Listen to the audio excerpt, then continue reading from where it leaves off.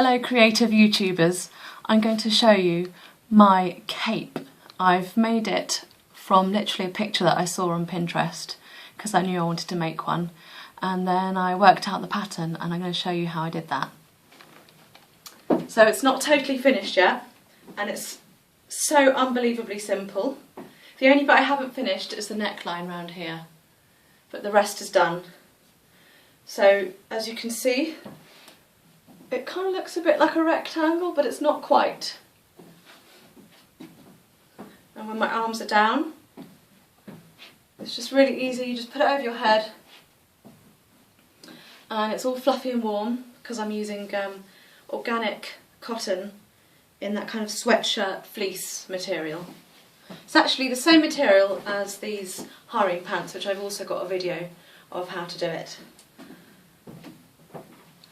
So next I'll show you how I made it.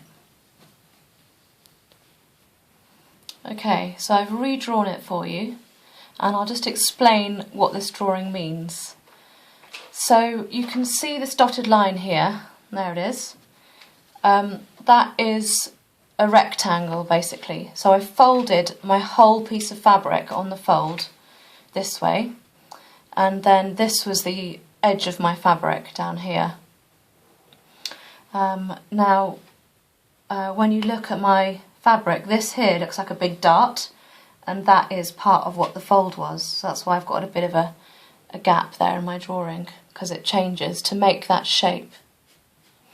So from the neck to the wrist is literally the length of your arm, easy as that, so that it finishes just at the wrist or wherever you would like it to finish. Then the next measurement is the centre front. So from the nape of your neck all the way down to the hem. I wanted mine reasonably short, so it was between my waist and my upper hips. And then the only other measurement you need is the circumference of your neck, which I took and then I halved, and then I made sure that when I drew it all out with chalk straight onto the fabric, that this was the half. So when I cut it all on the fold, this would then be the right dimensions for the circumference of my neck.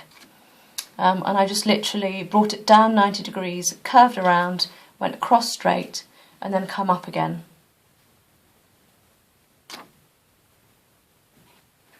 Right, so I'm holding this side on, and this here is the neck edge, and this was a measurement from my neck to my shoulder where it curves off and starts becoming straight. I think for me that was about 16 centimetres, and then you can see it looks a bit like a dart. So then there's that seam all the way down to the wrist edge. So I'll show you what that looks like on the other side. So this fabric hardly frays at all, so I just left it. I didn't take my overlocker with me. I sewed this with a friend at her house, and then you can see that there's my little chalk mark. I just left it, and I made sure that I tapered it off really neatly at the end. Very gentle taper, so it didn't make a horrible pointy bump over my shoulder. So to work out how much to take off here, I literally put the garment on when it was still a rectangle and before I'd sewn this bit, and then I got my friend to help me pin where I thought it looked right. And for me that was 10 centimetres down, which in total is 20 when it's doubled over.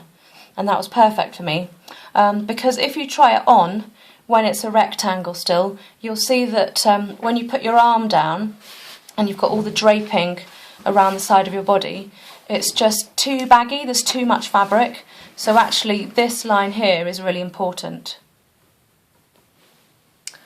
So once I'd sewn the seam, the next step was the front and back hem edge. So actually that would be flipped around the other way. This is upside down. So that's the inside, and then from the outside it looks like that.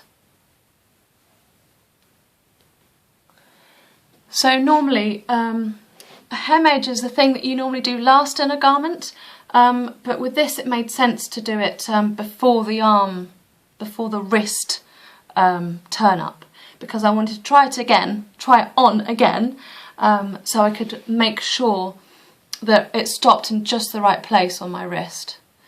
I knew that I had made it too long because the fabric stretched quite a lot when I put it on and tried it on for the first time. And I wasn't sure whether I was going to cut off this end and make it a narrower hem, or whether I was going to leave it quite big and chunky. So the bit I'm talking about, just so that we're clear, is that seam here, where the wrist is. So if I show you closely, because it's quite a bulky fabric, I had to sew and then stop, and my machine wouldn't go any further because there's just too many layers here. So I left the inside thread nice and long, attached it to a hand sewing needle, and then I did a little ladder stitch through there and just picked up a little bit, so you can't see it on this side, and then ladder stitch along the very edge there. I think my other one's slightly nicer.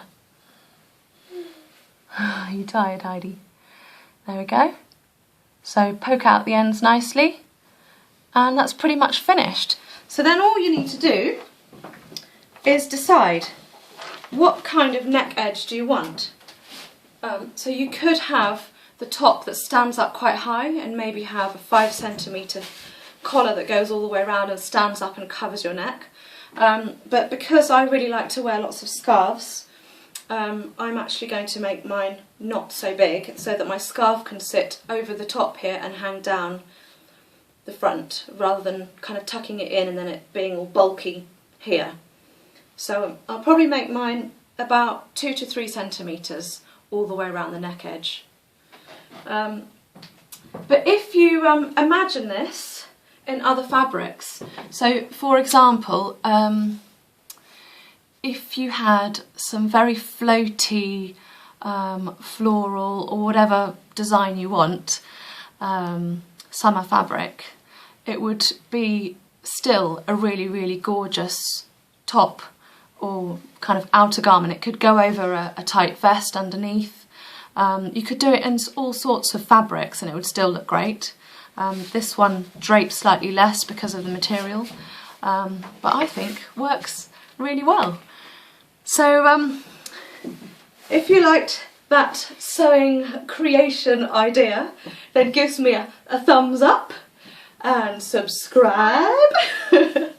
And I will put some links below to my favourite organic fabric shop in Wales, Machynlleth, which is where I got this from, and I get most of my fabrics from.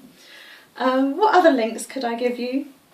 I'm sure I'll find some others. So have a read below of what I've written, because it might give you some ideas and inspiration for your own project in the future.